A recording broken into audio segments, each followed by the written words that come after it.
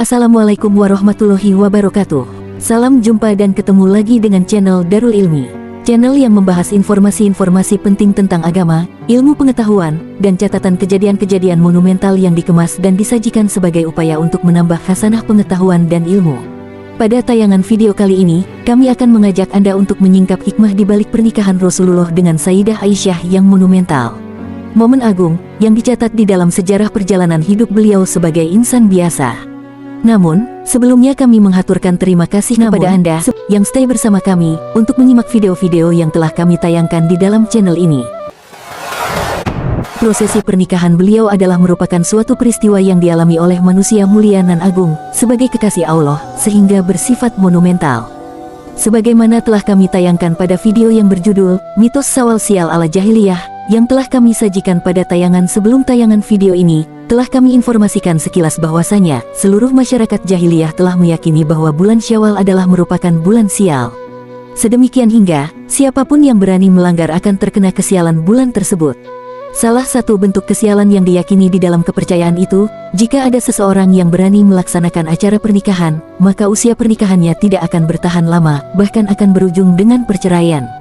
Untuk mematahkan keyakinan jahiliyah tersebut, maka beliau melangsungkan pernikahan fenomenal yang dilaksanakan pada bulan yang menjadi momok dan menakutkan bagi orang-orang pada waktu itu, yaitu bulan Syawal. Sebagaimana disebutkan pada riwayat hadis yang bersumber dari Aisyah radhiyallahu anha di dalam satu hadits riwayat Imam Muslim dan Imam Tirmidzi.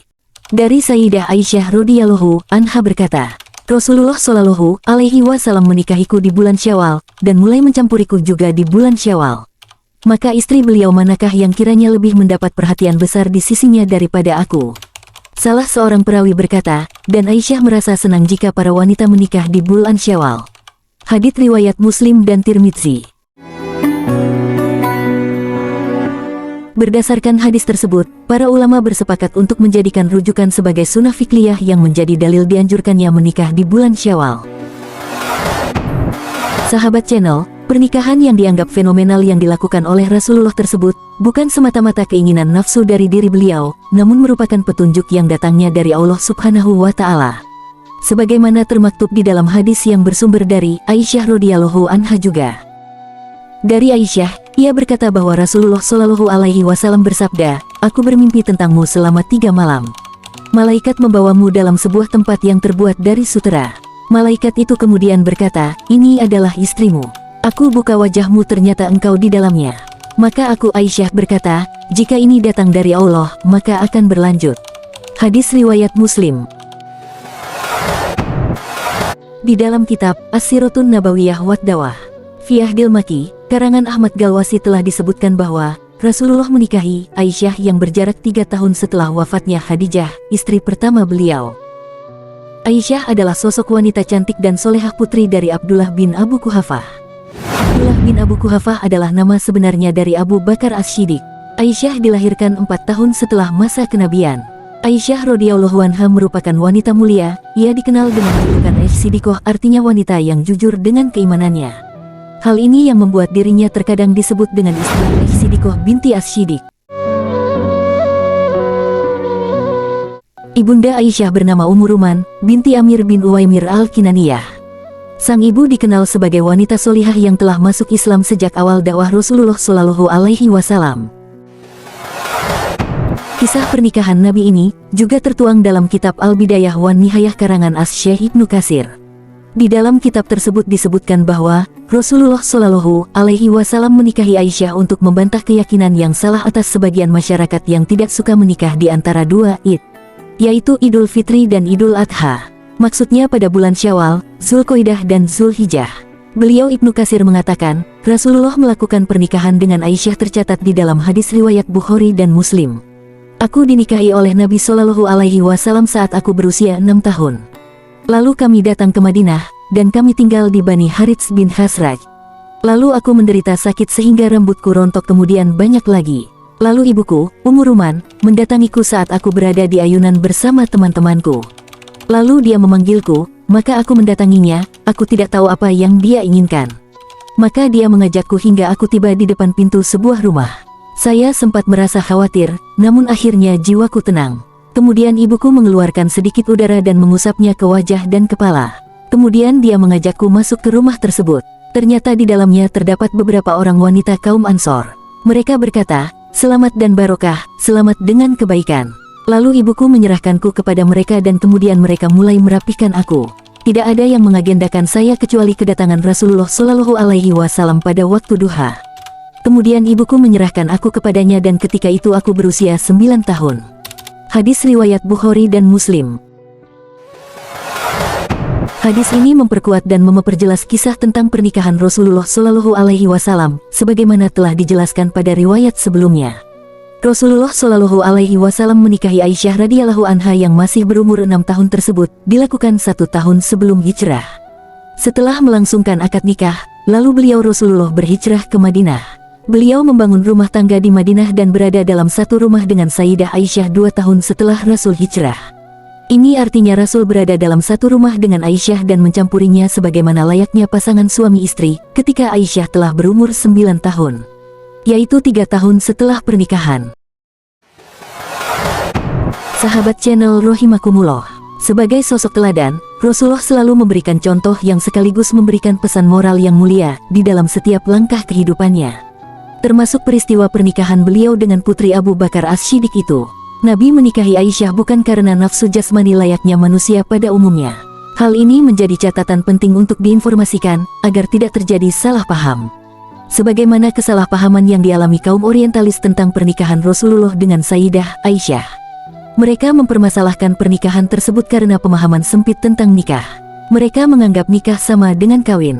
Maka kemudian menuduh pernikahan Nabi dengan Aisyah yang masih berumur 6 tahun tersebut, dianggap masih di bawah umur sehingga sama dengan pedofil. Nabi dituduh sebagai seorang pedofil, yaitu suatu bentuk kelainan seksual yang meliputi kekerasan seksual terhadap anak-anak maupun remaja yang berusia di bawah umur. Hal tersebut merupakan tuduhan tak beralasan. Tuduhan pedofil atas diri Nabi bertujuan untuk menjatuhkan Nabi dan meruntuhkan ajaran yang beliau bawa. Padahal sejatinya Allah Subhanahu wa Ta'ala lah yang memerintahkan kepada Nabi Shallallahu Alaihi Wasallam untuk menikahi Aisyah. Perintah yang diberikan langsung melalui mimpi sebagaimana telah disebutkan di bagian awal, bertujuan untuk suatu hikmah dan kemaslahatan. Sahabat Darul Ilmi Channel, adapun hikmah yang dapat kita ambil dari pernikahan Rasulullah adalah sebagai berikut. Pertama, bulan Syawal bukan merupakan bulan yang terlarang untuk melaksanakan pernikahan, bahkan untuk laksanakan acara apapun. Pemahaman tentang hal-hal yang menakutkan yang terjadi di bulan Syawal merupakan pemahaman yang keliru dan tidak berdasar yang diwariskan oleh masyarakat jahiliyah. Sahabat channel, hikmah kedua yang dapat kita petik dari pernikahan Rasulullah dengan Sayyidah Aisyah. Aisyah radhiyallahu anha adalah sosok wanita yang sangat cerdas. Sebagai istri Nabi sejak usia dini dan kecerdasan yang dimilikinya, Aisyah banyak merekam jejak kehidupan Nabi yang tidak bisa dijangkau oleh para sahabat.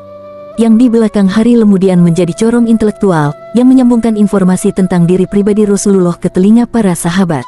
Melalui penuturan Aisyah lah para sahabat mengetahui bagaimana Nabi makan, tidur, sholat malam di rumah, sampai tentang bagaimana beliau memberikan tuntunan berjimak dengan istri, dan hal-hal lain yang bersifat pribadi sekalipun. Menyusun kitab tafsir Ayatul Ahkam, mengakui bahwa Aisyah memiliki reputasi intelektual yang cukup mapan dan merupakan istri Nabi yang paling cerdas, bahkan mengalahkan kecerdasan laki-laki pada zamannya. As-Sobuni, Rawayul Bayan, Tafsiru Ayatil Ahkam Minal Quran.